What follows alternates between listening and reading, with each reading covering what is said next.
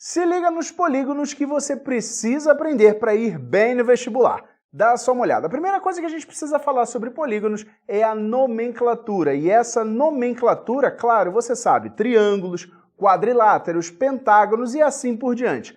Toda essa lista é muito importante que você saiba esses nomes exatamente porque os problemas trazem esses nomes e você precisa relacionar o nome à quantidade de lados. Portanto, o número de lados vai determinar o nome desse polígono e, consequentemente, vai dar toda a informação necessária para se fazer todo o problema. Agora, quais são os elementos que a gente tem num polígono? Dá uma olhada nesse exemplo. Por exemplo, a gente tem um polígono que tem 5 lados, são 5 arestas, 5 linhas que determinam esse polígono. Portanto, ele é um pentágono. Além disso, ele tem 5 vértices, que são esses biquinhos, os encontros de duas arestas.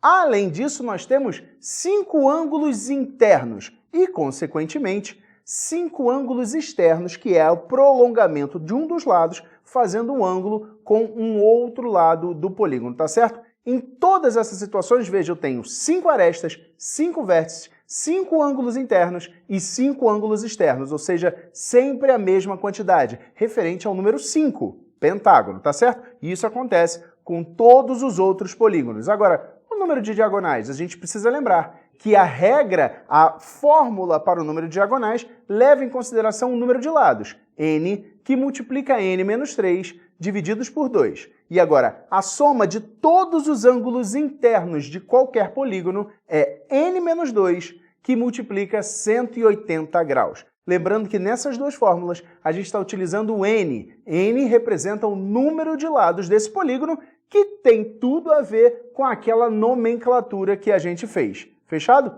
Além disso, nós temos os polígonos regulares. Os polígonos regulares eles têm todos os lados iguais, todos os ângulos internos congruentes medindo a mesma coisa e todos os externos também medindo a mesma coisa. E que informação isso me traz? Traz a informação de que se a soma dos ângulos internos é n menos 2 vezes 180, portanto, cada ângulo interno vai ser n menos 2 vezes 180, que é a soma, divididos por n, ou seja, dividido pela quantidade de ângulos. Com isso, eu vou calcular quanto vale cada um deles. Da mesma forma, a soma dos ângulos externos de qualquer polígono vale sempre 360 graus. Qualquer um, veja que não tem n nessa fórmula, portanto, isso vale para todos os polígonos. Sendo assim, se eu tenho n ângulos externos iguais, cada ângulo externo vai valer 360 sobre n. Pegou todas as fórmulas envolvendo polígonos? Então pega essa informação e arrasa no teu vestibular.